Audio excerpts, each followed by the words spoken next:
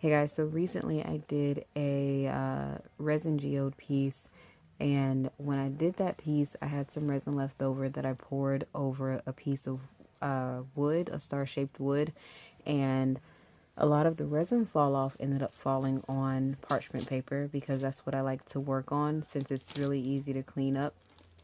And what I did was I picked up all those dried pieces of resin, and I think they look so cool that I figured it might be nice to put them in the bottom of a tray. I really like this piece of resin. I'm hoping too that when I put the clear layer on top that it does not take away from the colors that we see here. So we shall see, guys. I'm gonna go ahead and get some paint and I will be right back. Alright guys, so I don't actually own a dark blue paint, so I'm going to have to mix it up myself. So I went ahead and I grabbed this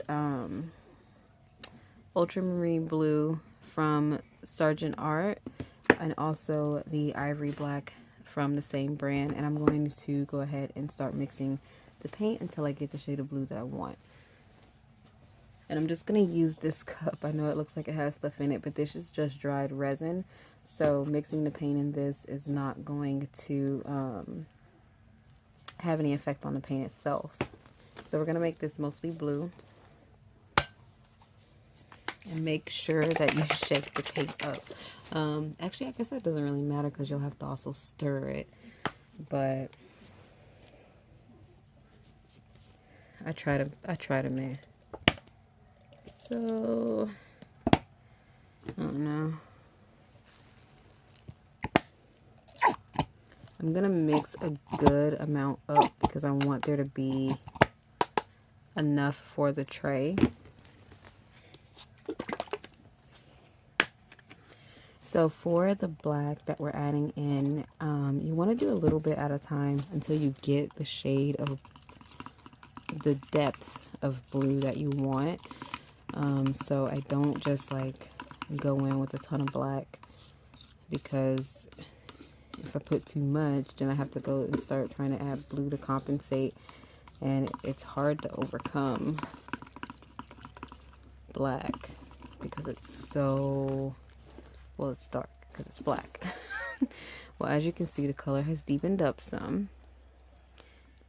Let's see if we can get that. Yeah, but it's still not quite as dark as I want, so we are going to add a little more black.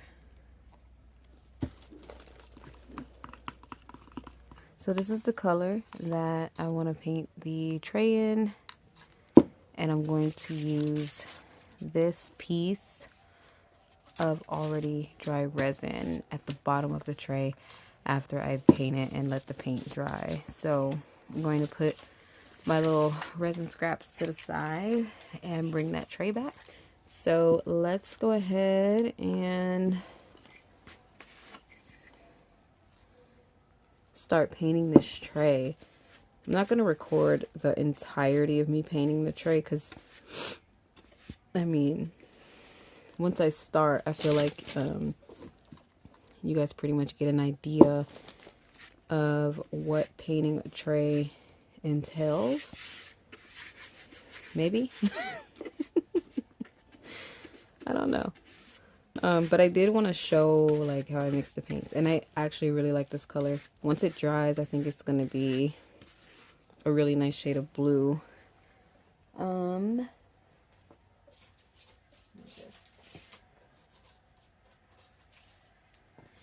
I think,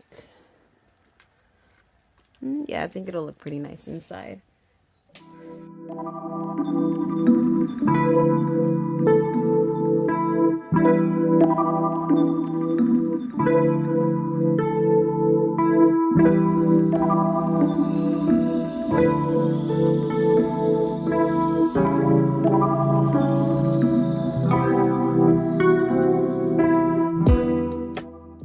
Alright guys, so this is what we are looking at.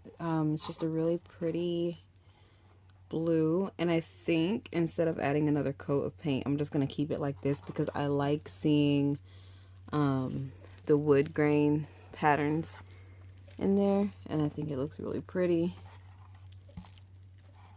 And I'm just taking a look at it to make sure that I've painted all the nooks and crannies. I did. Okay, so I want to try to figure out how I want the piece of resin to sit in the tray, whether I want it like more towards the middle or maybe skewed towards the bottom.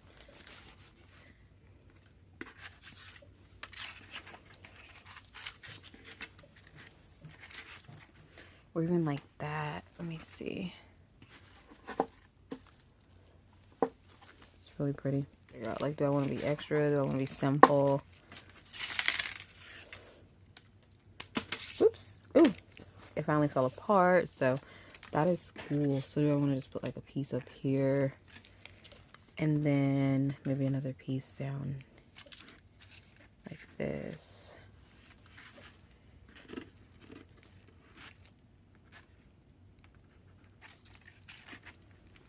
Because this way it kind of looks like coral. And I actually, I kind of love that. All right, y'all. So I think the final look is going to be this. I really like it like this. So I think, I think I'm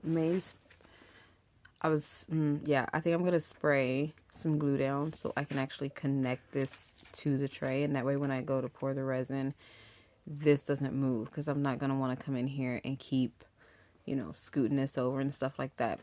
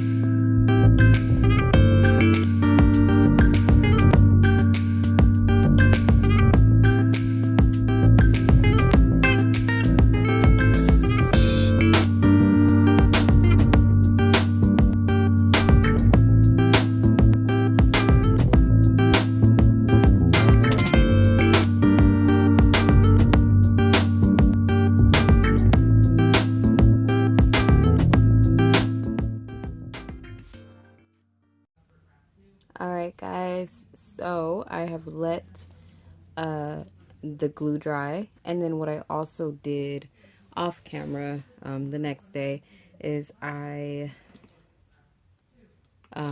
used my silver paint pen around the edges, and I did 2 layers of that that's why it looks so like vibrant.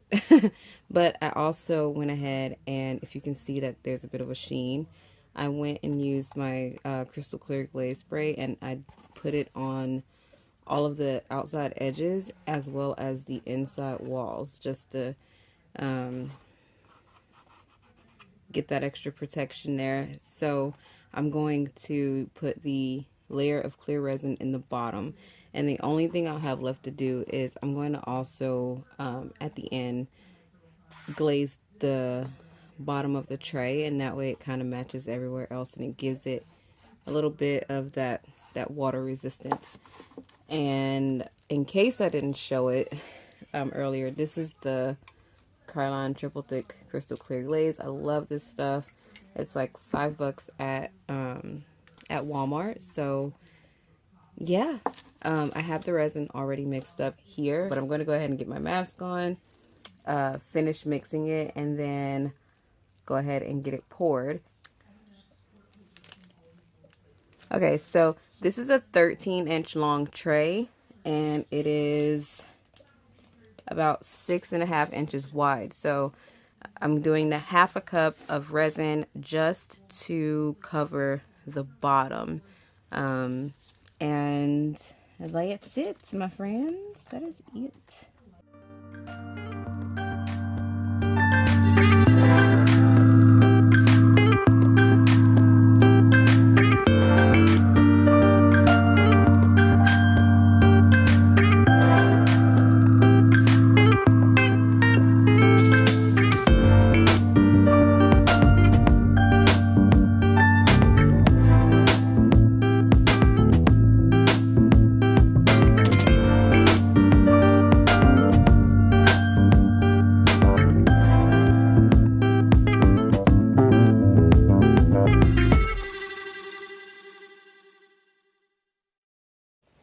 Alright guys, so it is the next day and the tray has fully cured.